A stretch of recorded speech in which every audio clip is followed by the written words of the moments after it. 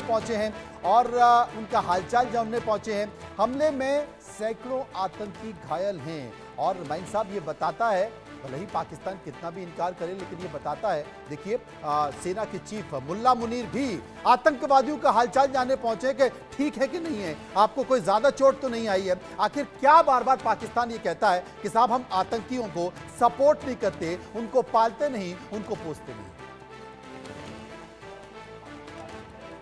झूठ बोलता है और झूठ का पर्दाफाश भी स्वयं कर देता है। तो ऐसा तो हमारा शत्रु है जो हम पे घात लगा के हमला करने की कोशिश करता है, और जब हम जवाबी कार्रवाई के बारे में सोचते भी हैं तो डर के मारे थर्रा के कांप जाता है। इस समय जो हुआ है वो मात्र एक ट्रेलर था, क्योंकि इस समय आतंकियों पर हमला हुआ था। आतंकियों के आका जो हैं अभी तक सुरक्षित बैठे हैं। तो मुझे ये लगता है कि आतंकी आकाओं का भी खात्मा जो है वो शीघ्र होने वाला है। जिस प्रकार से जनरल आसिम मुनीर हॉस्पिटल पहुंचे हैं, अमूमन ऐसा देखा जाता है कि इतने उच्च अधिकारी जब अस्पताल गए हैं तो जो हताहत हुआ है, जो घायल हुआ है, वो भी थोड़ा ऊंचा होगा। तो किस दर्जे का आतंकवादी हताहत हुआ है, वो मृत्यु को प्राप्त हुआ है, जिसको नर्क पहुंचाया गया है, या जो घायल हुआ है, वो मेरे अनुमान से भी ऊंचे दर्जे का होगा, हाई वैल्यू टारगेट होगा। और सबसे बड़ी बात है कि आतंकवादी खुद पाकिस्तान की सेना और उनके मुखिया से पूछ रहे होंगे कि तुमने हमें तैयार किया, हमें मजबूत किया कि जाओ हिंदुस्तान में आतंकवादी घटनाओं को फैलाओ, और तुम हमारी नहीं रक्षा कर सकते। लगातार तुम हमसे वादा कर रहे हो कि चिंता मत करो, हम बैठे हैं। भारत ने पाकिस्तान के अंदर घुसकर हमारे ठिकानों पर हमला कर दिया, और आप क्या कर रहे हैं? एसके सिंह साहब, जवाब। आज मैंने और भी टीवी चैनल पे मैं देख रहा था, कुछ वे बात करने लगे कि क्या ये एक तरीके का सर्जिकल स्ट्राइक है। मैं इसको नहीं मानता। ये बहुत सही जवाब दिया है, क्योंकि ये है वॉर अगेंस्ट टेररिज्म।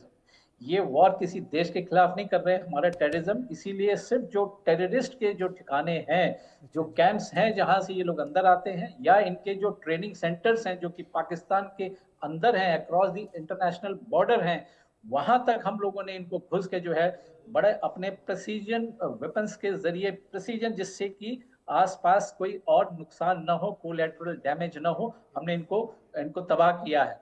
तो ये बहुत बड़ा मैसेज है पूरे देश के लिए और पूरी दुनिया के लिए, और खासतौर पर पाकिस्तान के लिए, कि अगर अब आप चाहते हैं कि आप रिएक्ट करना चाहते हैं एज अ वॉर, वो अब आप ऑप्शन के आपके लिए है, लेकिन हमने अपना बदला पहलगाम का। और सिंह साहब, एक और बड़ी खबर है कि मसूद अजहर के परिवार के 14 लोगों की मौत हो चुकी है।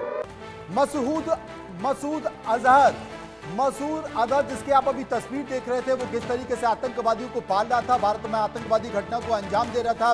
मसूद अजहर के परिवार के 14 लोगों की इस हमले में मौत हो चुकी है, और भारत ने अपनी प्रेस कॉन्फ्रेंस में ये साफ तौर पर कहा कि हमने आतंकवादी ठिकानों पर हमला किया है। आतंकवादी जहां पर रहते हैं, जहां पर पाले जाते हैं, जहां पर ट्रेनिंग होती है, वहां पर हमला किया है।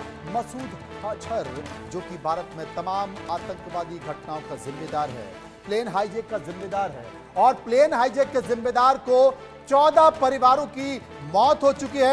एसके सिंह साहब, ये वही मसूद अजहर है जिसने भारत में विमान हाईजैक किया था। बिल्कुल सही, बिल्कुल सही।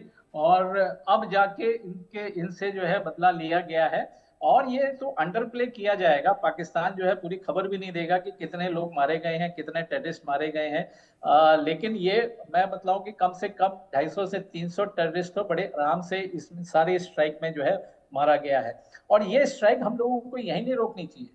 जब भी ये चीजें ऐसी हैं जो लगातार हम लोगों को करनी पड़ेंगी, क्योंकि आतंकवाद जो है इस तरीके से खत्म नहीं होगा। ये आगे भी आने वाले समय में फिर ये घटनाएं होंगी, तो हमें तुरंत जवाब देना चाहिए।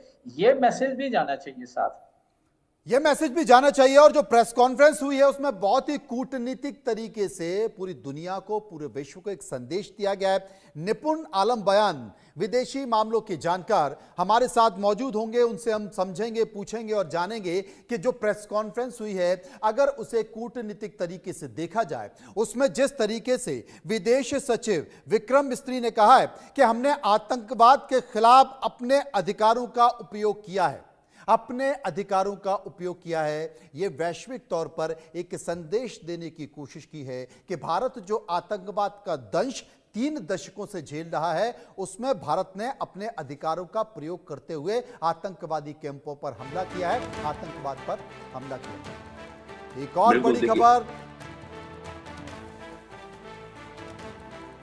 और बड़ी खबर आपको बता दें कि मसूद अजहर के परिवार के 14 लोगों की मौत हो चुकी है। ऑपरेशन में मारे गए मसूद के परिवार के लोग